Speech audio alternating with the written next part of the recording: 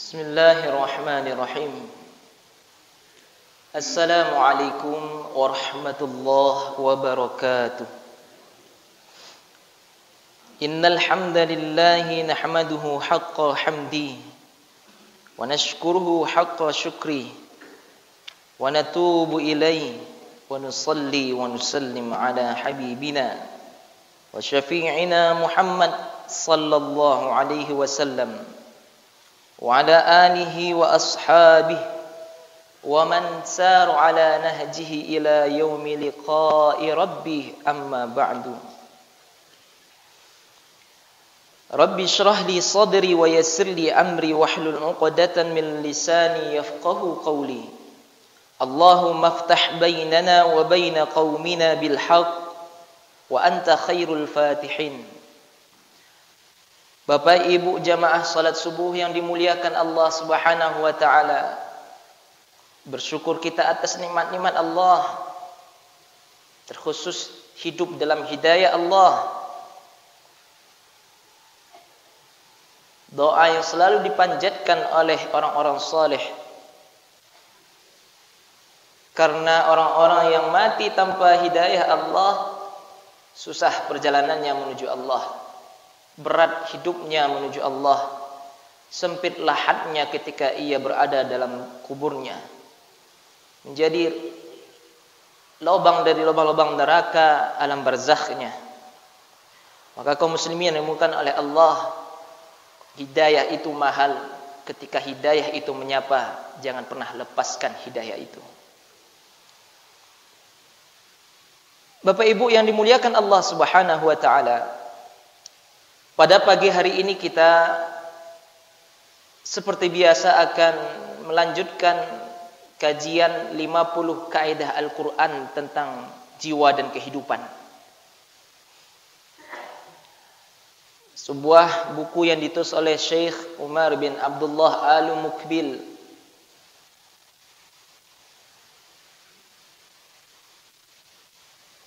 Beliau menelusuri ayat-ayat Al-Quran lalu melahirkan kaidah-kaidah hidup dan jiwa untuk menjadi pegangan umat manusia, menjadi pegangan umat Rasul sallallahu alaihi wasallam, agar selamat, agar punya panduan, agar punya pegangan untuk hidup di dunia yang penuh dengan lahwan wa la'ibah, penuh dengan permainan senda gurau. Dunia yang kata Allah maghrur setiap orang yang beradanya, akan tertipu matanya, akan terperdaya hatinya. Maka siapa saja yang tidak punya pegangan, yang tidak punya panduan untuk hidup di mana hidup diberikan Allah, tidak pernah lepas dari tujuan ibadah. Maka yang penting dalam hidup ini adalah ketaatan kepada Allah. Tidak ada yang lain. Harga mati. Wa ma khalaqtul jinna wal insana illa liya'budun. Untuk ibadah kepada Allah. Maka salah orang kalau seandainya hidup untuk mencari harta di dunia. Salah orang kalau seandainya hidup untuk mencari tahta di dunia.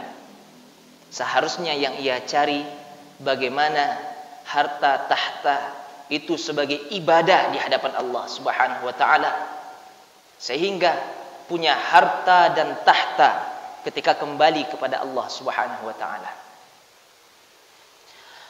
Maka kita sudah sampai pada kajian yang kelima, kaidah kelima tentang 50 kaidah Al-Quran itu.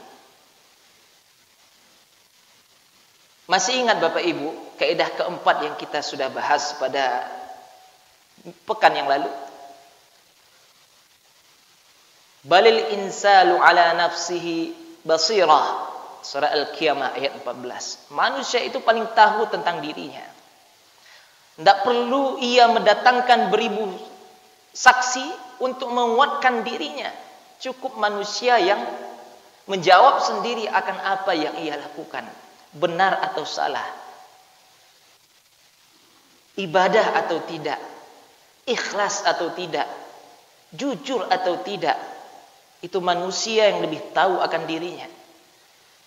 Dan Allah suruh anggota tubuhnya untuk bicara, untuk ungkapkan, untuk sampaikan semua tuduhan-tuduhan yang memberatkan hamba ini tadi. Itu kaidah keempat yang membuat kita betul-betul sadar bahwa tidak perlu sebenarnya kita melakukan sebuah pembelaan, alasan-alasan yang ingin menyelamatkan diri kita. Karena kita yang paling tahu akan diri kita. Kalau seandainya kaidah keempat ini tidak duduk oleh manusia, maka yang akan terjadi adalah orang akan lalai pada kaidah kelima. Ini kaidah yang akan kita bahas pada subuh kali ini, kaum muslimin yang dimuliakan Allah Subhanahu wa taala. Apa kaidah kelima itu? Beliau ambil dari surah Thaha pada ayat 61. Merupakan potongan ayat dari kisah Fir'aun dengan Musa. Mulai dari ayat 59 sampai ayat 62, Allah firmankan bagaimana Fir'aun berkata kepada Musa.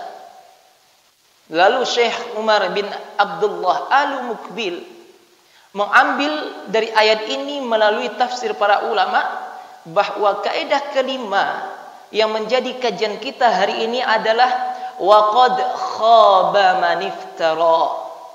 Waqad khaba man iftara. Kaidah kelima itu kata beliau sesuai firman Allah Thaha ayat 61, waqad khaba man iftara.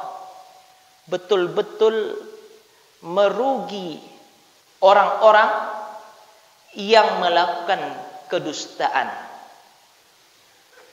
Betul-betul merugi orang setiap kata, sikap dan keadaan. Ayat ini terdapat dalam kisah Fir'aun dengan Musa. Ketika Fir'aun berkata, qala mau'idukum yaumuz zinati wa an yuhsyarun nasu duha. Berkatalah Fir'aun kepada Musa beserta bala tentara, beserta para pengikutnya, sesungguhnya perjanjian kita nanti pada hari perayaan kita akan bertemu wahai Musa, dan begitu juga Fir'aun, kita akan bertemu pada hari perayaan. Wa ayyuhsyaran nas duha. Manusia dikumpulkan semuanya. Kenapa manusia dikumpulkan semuanya? Dalam rangka untuk adu tanding antara Fir'aun sendirian, di belakangnya ada pengikutnya yang berharap-harap cemas kalau seandainya Musa kalah, kalau seandainya Musa itu pendusta. Kaum muslimin bukan oleh Allah Subhanahu wa taala. Lalu Allah sebutkan fatawalla Fir'aun. Lalu Fir'aun berpaling dari Musa. Wa jama'a kaiduhu. Lalu dikumpulkanlah semua tipu daya oleh Fir'aun yang saat itu memerintah. Thumma ata.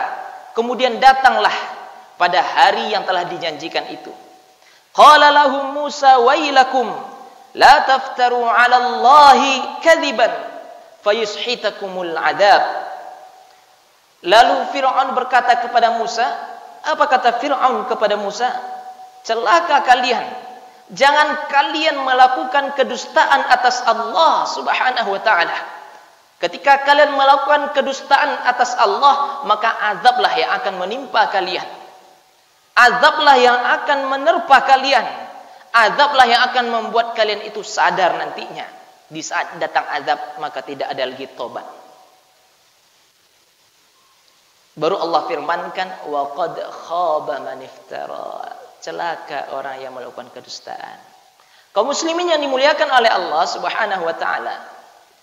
Para ulama menyebutkan ketika Allah berfirman wa qad khaba, dan sungguh telah khaba, merugi, sengsara, man, siapa, iftara, orang yang melakukan kedustaan. Iftara di dalam Al-Quran memiliki 3 makna. Para ulama menyebutkan iftara di dalam Al-Quran itu memiliki 3 makna. Makna pertama adalah berdusta. Makna kedua adalah syirik. Makna ketiga kezaliman.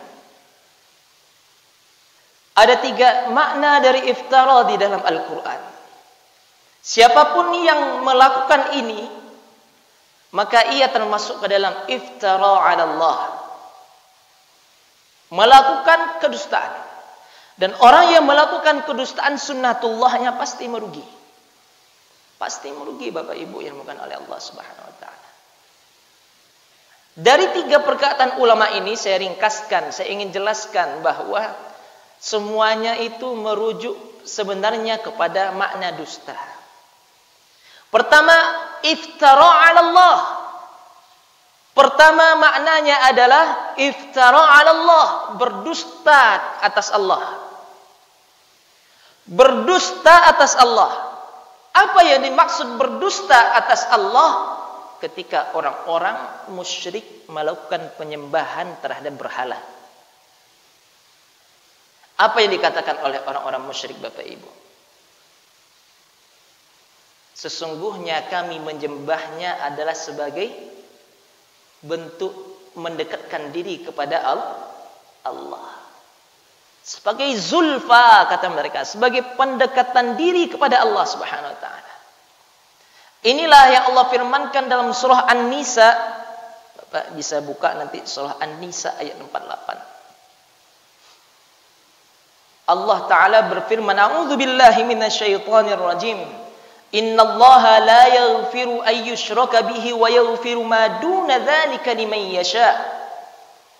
Wa man yusyrik billah faqad iftara itsman 'azima." Allah taala berfirman, sesungguhnya Allah tidak akan pernah memaafkan, mengampunkan dosa orang yang berbuat syirik kepadanya. Wa yaghfiru ma duna dzalika liman yasha. Dan Allah ampunkan dosa selain syirik. Para ulama menjelaskan, maksud Allah tidak mengampunkan dosa orang yang berbuat syirik kalau mati dalam kesyirikan. Kalau ia mati dalam kesyirikan, maka dosanya tidak akan pernah diampuni Allah Subhanahu wa taala. Tapi kalau orang mati dalam keadaan berbuat dosa, namun dosanya tidak berbentuk syirik, dosanya tidak bentuk kekufuran iman, maka ada kemungkinan ia mendapatkan ampunan Allah Subhanahu wa taala. Maka itu Allah sebutkan wa yaghfiru ma duna dzalika liman yasha. Orang Bapak Ibu, bentuk ampunan Allah itu selama ia tidak berbuat syirik kepada Allah, mati dia, ada kemungkinan besar mendapatkan ampunan Allah di akhirat. Itu kalau seandainya dosanya berhubungan dengan Allah. Makanya kata Sufyan bin Uyainah, Bapak Ibu, kata Sufyan bin Uyainah, 70 kali kita berbuat dosa dengan Allah, dan dosa itu hanya antara kita dengan Allah. Ingat, dosa itu antara kita dengan Allah. 70 kali dosa kita. Itu sungguh lebih ringan. Lebih ringan Bapak Ibu. Daripada kita punya 1 kali dosa, tapi dosa itu berhubungan antara kita dengan makhluk Allah Subhanahu wa taala. Orang yang tidak sholat, 70 kali dia tidak sholat, lebih ringan daripada orang yang punya permusuhan dengan salah satu tetangganya. Ada dosa dengan salah satu tetangganya. Makanya kata para ulama tabi'in, Bapak Ibu yang bukan oleh Allah, 70 kali dosa kita antara kita dengan Allah masih lebih ringan daripada dosa kita dengan makhluk Allah Subhanahu wa taala. Kalau mau itu Ustaz, berarti lebih gadang urusan dengan manusia. Bapak Ibu yang bukan oleh Allah Subhanahu wa taala. Kalau Allah, saking agungnya Allah, saking mulianya Allah, Allah punya sebuah sifat namanya Al-Ghafur, Al-Afu, At-Tawwab, Ar-Rahim, Ar-Rahman. Tapi manusia tidak punya itu. Makanya besar kemungkinan hamba dengan makhluk-makhluk Allah Subhanahu wa taala. Kita kembali kepada kaidah ini, berdusta atas Allah itu merupakan bentuk sebuah kesyirikan. Jadi iftira 'ala Allah salah satu bentuknya adalah al-iftira 'ala Allah, dan salah satu bentuk iftira 'ala Allah adalah isyraku Allah, asyirku billah, mempersekutukan Allah. Bapak Ibu yang bukan Allah Subhanahu wa taala, makanya orang-orang kalau seandainya di dalam hidupnya itu mendapatkan mimpi-mimpi lalu membuat sebuah syariat baru dengan mimpinya dan berkata Allah telah mewahyukan kepadaku, itu dimasukkan oleh para ulama ke dalam iftira 'ala Allah. Iftira 'ala Allah. Ba kok model itu Bapak Ibu-ibu? Karena yang mimpinya wahyu itu hanya para nabi. Mimpinya wahyu itu hanya para nabi. Selain nabi, mimpinya tidak wahyu. Maka Umar ibn al-Khattab radhiyallahu, khalifah kedua, yang dilabeli oleh nabi, yang diberikan persaksian oleh nabi, apa kata nabi? Lau kana nabiyyun ba'di la Umar. Kalau seandainya ada nabi setelahku, makanya nabi ikat dengan laukana. Kalau seandainya diikat dengan sebuah syarat oleh nabi. Kalau ada, tapi tidak ada nabi setelahku, mesti Umar lah nabi itu, kata Rasul sallallahu alaihi wasallam. Allah yang sudah disampaikan semuanya kepada Rasul sallallahu alaihi wasallam. Oleh karena itu jamaah bukan oleh Allah, lari setan itu langsung kalau seandainya ia menyampaikan mimpi-mimpi itu kepada seorang alim. Makanya setan itu sangat mudah untuk menyesatkan, menggelincirkan ahli ibadah. Makanya Rasul perintahkan talabul ilmi fardhatun 'ala kulli muslim. Menuntut ilmu itu wajib Bapak Ibu. Wajib agar awak tidak mudah disesatkan oleh syaitan. Kenapa orang-orang Nasrani itu sampai digelari oleh Allah dengan waladhdallin, orang-orang yang sesat? Karena orang-orang Nasrani itu semangat ibadah tapi tidak dipandu oleh syariatnya. Tidak dipandu oleh syariatnya. Ini bentuk dari yang pertama iftira 'ala Allah, bentuk dari berdusta atas Allah Subhanahu wa taala, sampai Umar berkata ini bukan Allah perlihatkan kepadaku, ini pendapat Umar. Salah satu bentuk seperti mimpi tadi. Yang kedua, salah satu dari bentuk iftira 'ala Allah, ketika kita memegang sebuah pendapat ulama lalu kita katakan ikut keci Al-Quran. Hati-hati Bapak Ibu yang bukan oleh Allah. Imam Malik di dalam I'lamul Muwaqqi'innya Ibnu Qayyim, itu sebuah kitab yang berjumlah kalau tidak salah sampai 6 jilid, lalu disyarah sampai 10 jilid oleh para ulama. Ada muridnya Imam Malik, ia bercerita tentang Imam Malik. Imam Malik itu digelari oleh para ulama dan murid-muridnya dan ulama-ulama yang semasa dengannya dengan Imamu Daril Hijrah. Imamnya, pemimpinnya kampung hijrah. Di mana tuh Bu? Pak? Madinah. Jadi Imam Malik ini imamnya, pemimpin ulama di kota Madinah. Dan orang-orang yang mengikutinya, pendapatnya disebut dengan Malikiyah. Itu mazhab Imam Malik. Jadi Imam Malik ditanya suatu pendapat. Lalu Imam Malik itu tidak menemukan dalam Al-Quran.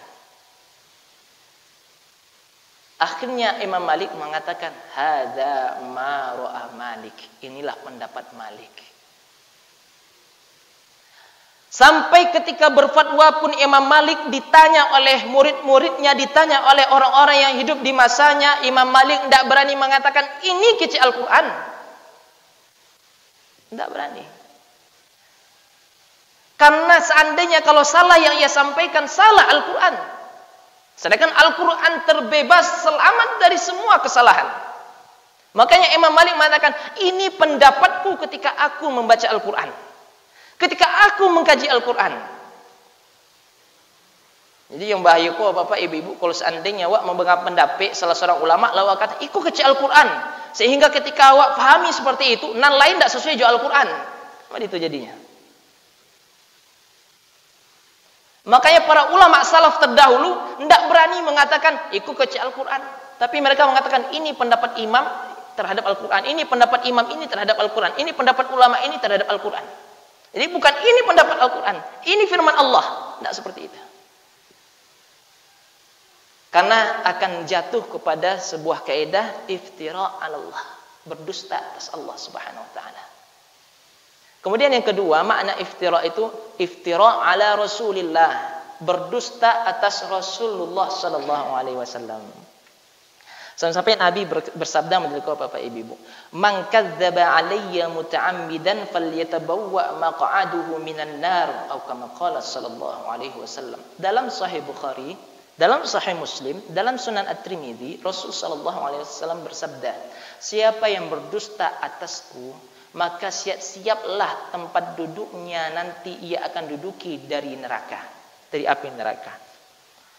Apa bentuk berdusta atas Rasul sallallahu alaihi wasallam? Awak baca sebuah hadis, awak baca sebuah terjemahan sabda Nabi, lalu awak kecean ke orang. Iko Rasul sallallahu alaihi wasallam bersabda. Iko hadis Nabi. Iko hadis Nabi. Padahal kita belum bertanya betulkah itu dari Rasul sallallahu alaihi wasallam. Sampai-sampai kita tidak mau membedakan mana hadis sahih, mana hadis dhaif, mana hadis maudhu', mana hadis palsu.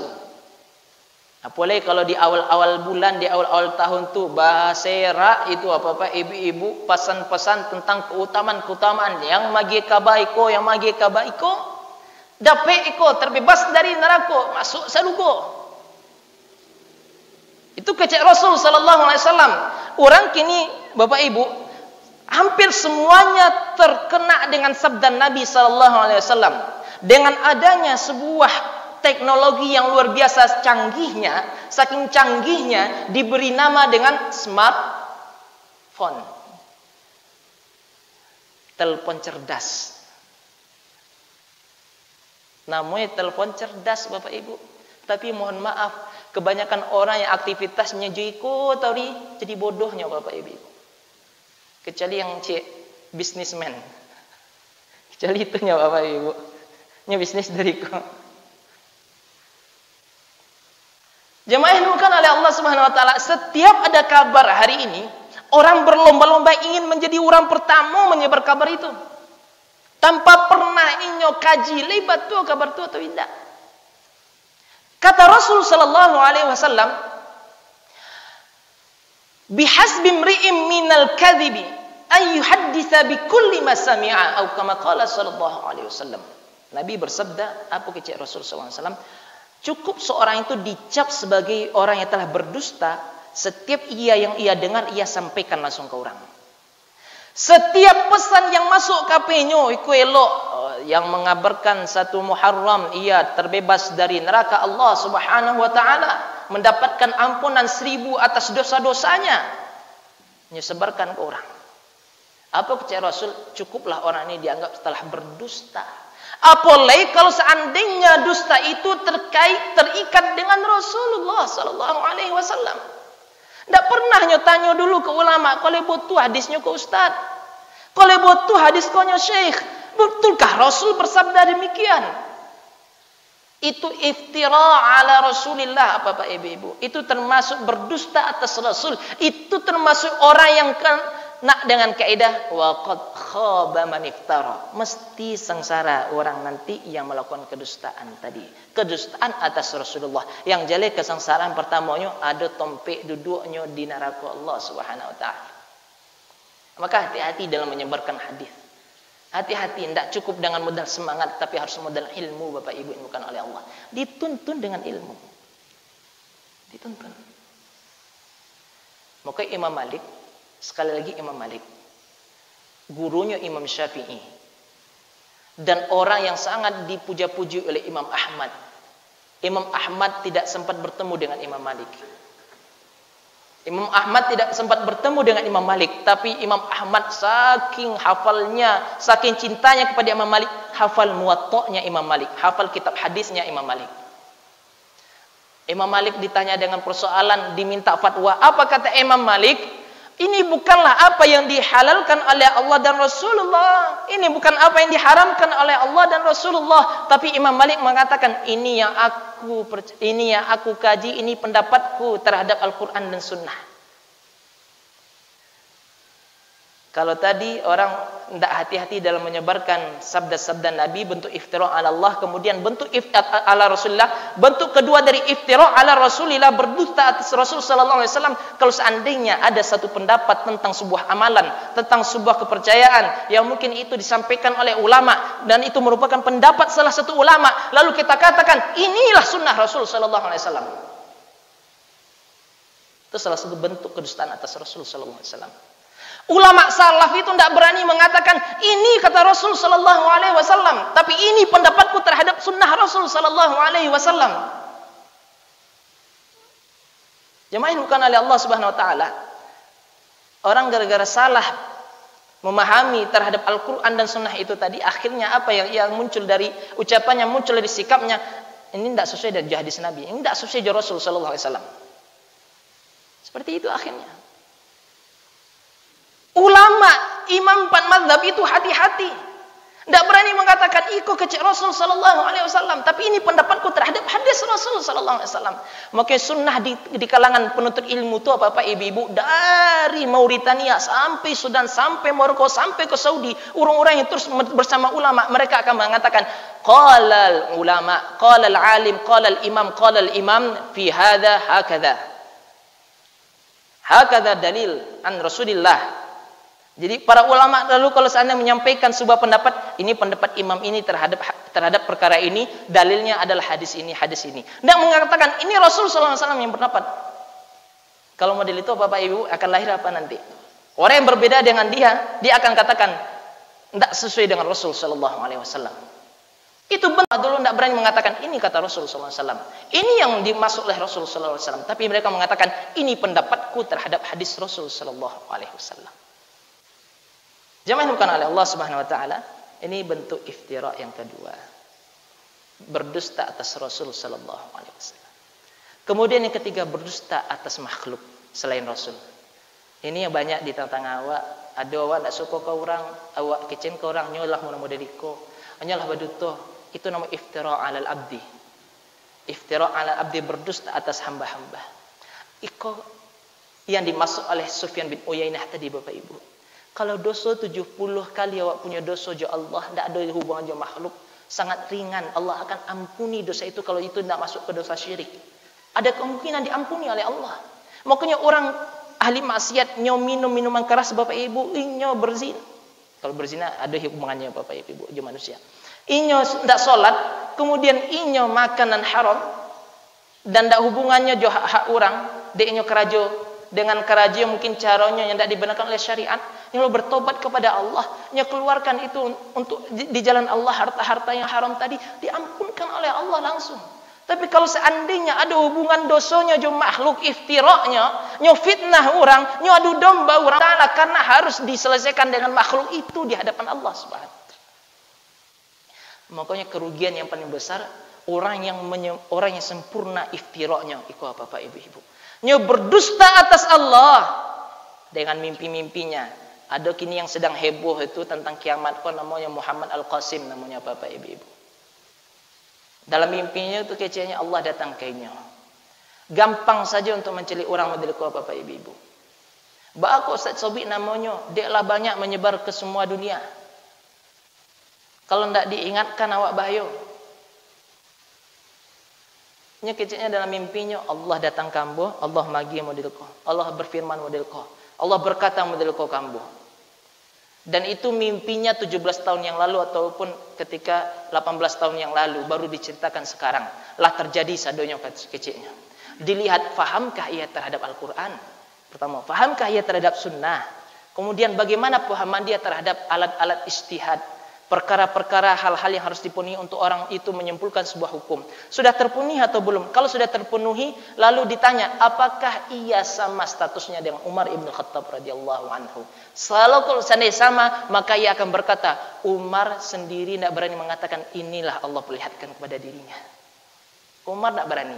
Kini ada orang di akhir zaman yang mungkin statusnya, ilmunya, kemudian kedudukannya dan jaminan, tidak ada jaminan surga untuk dirinya, lalu mengatakan Allah datang ke hamba dalam mimpi lalu berfirman modeliku. Itulah dusta, Bapak Ibu.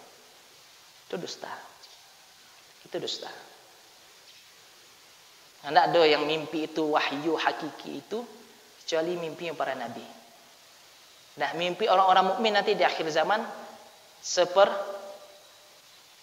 seperempat dari nubuah, dari kenabian. Firasat orang-orang beriman itu benar nanti di akhir zaman.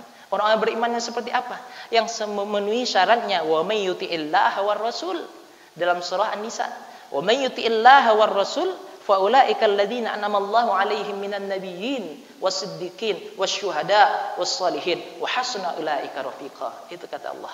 Dia taati Allah, dia taati Rasul. Semua aktivitas hidupnya ikut dengan aturan Allah dan Rasul. Tidak sekedar sholat, Bapak Ibu. Orang mentaati Allah dan Rasulnya tidak sekedar sholat saja. Tapi dalam berkeluarga, ia taati Allah dan Rasul. Dalam berdagang, ia taati Allah dan Rasul. Dalam bercocok tanam, ia taati Allah dan Rasul. Dalam berternak, ia taati Allah dan Rasul. Dalam ia mendidik, taati Allah dan Rasul. Dalam ia bermuamalah dengan tetangga kerabatnya, taati Allah dan Rasul. Orang yang mendapatkan itu tadi. Kedudukannya bersama dengan para nabi, para siddiqin, para syuhada sholihin di surga Allah Subhanahu wa taala. Semoga bermanfaat apa yang mau sampaikan terhadap kaidah Al-Qur'an Kalimahku tadi mesti merugi, dan banyak kisah-kisah, dan tak mungkin aku sampaikan kisah-kisah yang diangkat oleh Syekh Umar bin Abdullah Al-Mubil terkait orang-orang yang berdusta atas Allah, atas Rasul, dan atas hamba-hamba Allah. Pasti khaba. Kalau Allah sebutkan khaba, mesti merugi di dunia, di akhirat. Mesti merugi di dunia, di akhirat. Kalau orang celik, orang memfitnah, madu domba orang, mesti merugi sengsara hidupnya di dunia. Mesti sengsara. Akhir hidupnya mesti susah. Susah Bapak Ibu ini kan oleh Allah. Semoga bermanfaat. Kalau ada yang salah, itu datang dari hamba pribadi. Al-haqqu min rabbik, kebenaran dari Allah Subhanahu wa taala. Fala takunanna minal mumtarin, dan jangan kita jadi orang-orang yang ragu dengan kebenaran Allah Subhanahu wa taala. Assalamualaikum warahmatullahi wabarakatuh.